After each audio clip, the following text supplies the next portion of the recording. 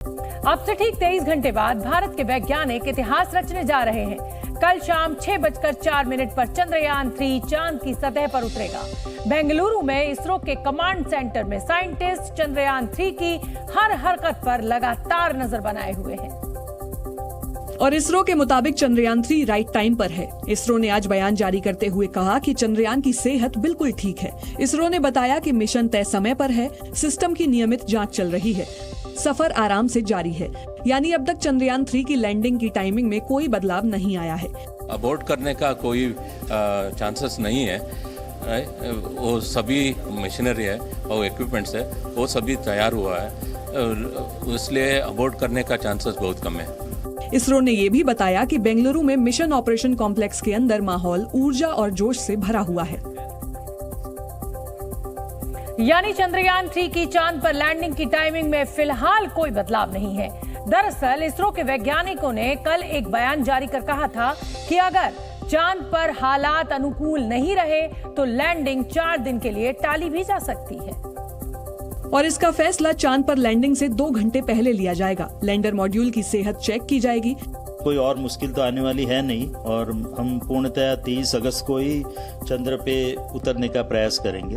But अगर कोई हमको ऐसा आपत्तिजनक लगता है तो हम लैंडिंग को पोस्टपोन करके 27 अगस्त को करेंगे। इस वक्त चंद्रयान-3 की चांद से न्यूनतम दूरी 25 किलोमीटर है और अधिकतम दूरी 134 किलोमीटर है। 25 किलोमीटर की दूरी से ही चंद्रयान चांद पर उतरेगा।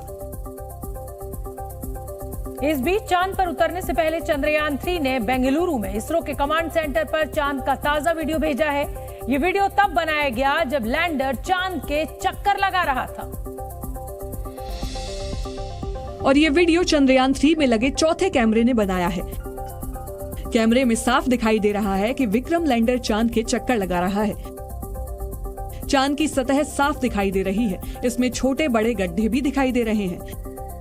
इस वक्त चंद्रयान-3 चांद की प्री लैंडिंग ऑर्बिट में चक्कर लगा रहा है। इसका मतलब ये हुआ कि वो चांद की आखिरी कक्षा में है और वो अब सीधे चांद की सतह पर ही उतरेगा। इसरो ने आज जानकारी दी कि लैंडर में लगे एक दूसरे कैमरे ने भी चांद की तस्वीरें खींचकर कमांड सेंटर भेजी हैं, ताकि चांद पर सेफ लैंडिंग का अंदाजा हो सके। इसरो ने तस्वीरें जारी करते हुए बताया कि इन तस्वीरों को चांद से 70 किलोमीटर की ऊंचाई से लिया गया है। चांद की ये तस्वीरें LPDC यानी लैंडर पोजीशन डिटेक्शन कैमरा ने खींची हैं।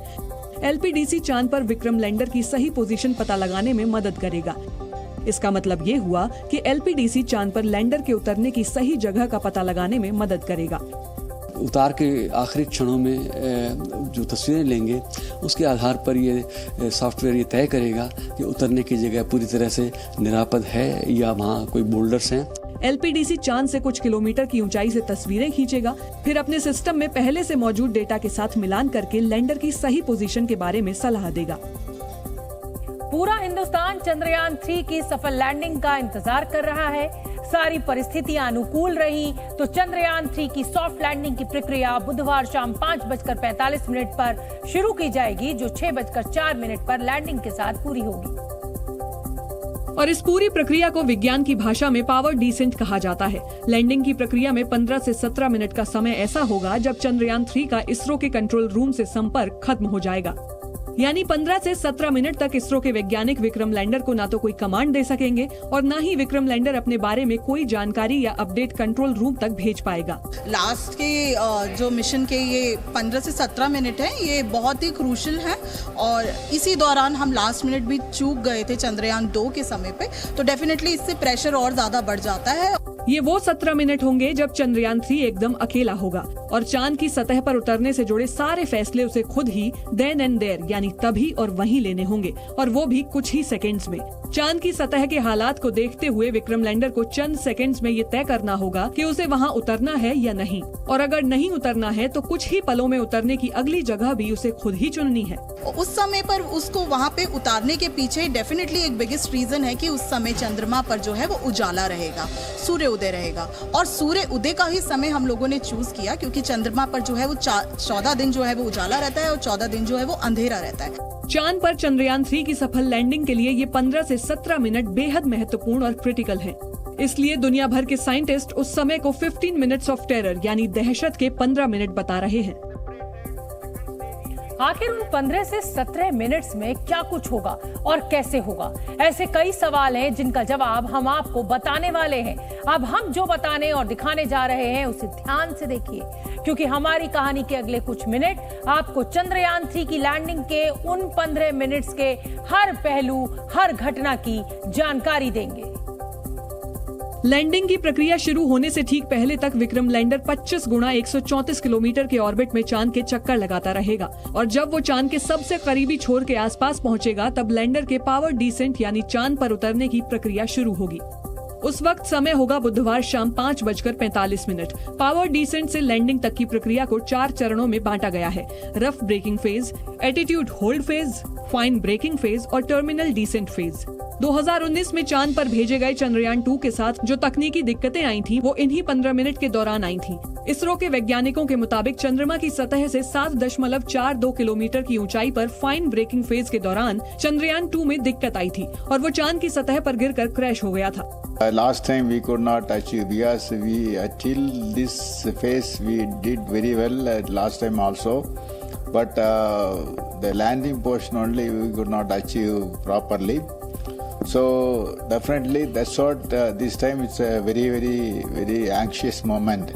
लेकिन इस बार इसरो के वैज्ञानिकों ने उन तमाम तकनीकी गड़बड़ियों को दूर करने का दावा किया है और उन्हें पूरा यकीन है कि चंद्रयान 3 चांद की धरती पर कदम रखेगा और उसके साथ ही भारत एक नया इतिहास रचेगा।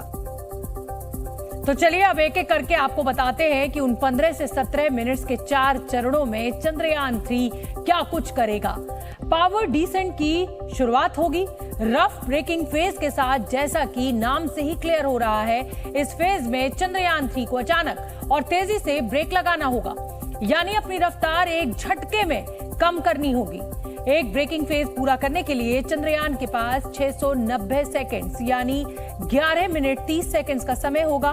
इस दौरान चंद्रयान 2 काम करेगा। पहला तो अपनी हॉरिजॉन्टल स्पीड घटाएगा और साथ ही साथ अपनी वर्टिकल स्पीड बढ़ाएगा। वर्टिकल स्पीड इसलिए बढ़ानी होगी क्योंकि चंद्रयान 3 को अब ऑर्बिट का चक्कर छोड़ने के साथ चांद की सतह की ओर बढ़ना होगा। जिस वक्त रफ ब्रेकिंग फेज शुरू होगा उस वक्त चंद्रयान 3 की हॉरिजॉन्टल स्पीड 1.68 किलोमीटर प्रति सेकंड होगी और वर्टिकल रफ्तार 0 होगी, जबकि चांद की सतह से चंद्रयान 3 की दूरी 25 किलोमीटर होगी। 11.5 मिनट के भीतर चंद्रयान 3 को अपनी हॉरिजॉन्टल रफ्तार घटाकर 358 मीटर प्रति सेकंड और वर्टिकल स्पीड को 0 से बढ़ाकर 61 मीटर प्रति सेकंड करना होगा। इस दौरान चांद की सतह से चंद्रयान 3 की दूरी घटकर 7.42 किलोमीटर ही रह जाएगी। इसके साथ ही चंद्रयान 3 के चांद पर उतरने का पहला चरण पूरा हो जाएगा और एटीट्यूड होल्ड फेज की शुरुआत होगी। यहां भी नाम से ही पता चल रहा है कि इस फेज में चंद्रयान के एटीट्यूड में बदलाव आएगा। ये लैंडिंग के 4 फेज में सबसे छोटा फेज है और इस फेज को पूरा करने के लिए चंद्रयान को सिर्फ 10 सेकंड का समय मिलेगा। इन 10 सेकंड्स में चंद्रयान 3 अपनी पोजीशन बदलेगा। अब तक चंद्रयान 3 हॉरिजॉन्टल स्थिति में घूम रहा था, लेकिन एटीट्यूड होल्ड फेज में आते ही उसकी पोजीशन बदलेगी और वो वर्टिकल एक तरफ झुकना शुरू कर देगा। इस दौरान चंद्रयान 3 की रफ्तार कम होने का सिलसिला भी जारी रहेगा। 10 सेकंड के इस फेज में चंद्रयान की हॉरिजॉन्टल स्पीड 358 मीटर प्रति सेकंड से घटकर 336 मीटर प्रति सेकंड हो जाएगी और वर्टिकल रफ्तार 61 मीटर प्रति सेकंड से घटकर 59 मीटर प्रति सेकंड हो जाएगी। रफ ब्रेकिंग फेज पूरा होने पर चांद की सतह से चंद्रयान 3 की दूरी 7.42 किलोमीटर से घटकर 6.8 किलोमीटर पर पहुंच जाएगी। Zee News।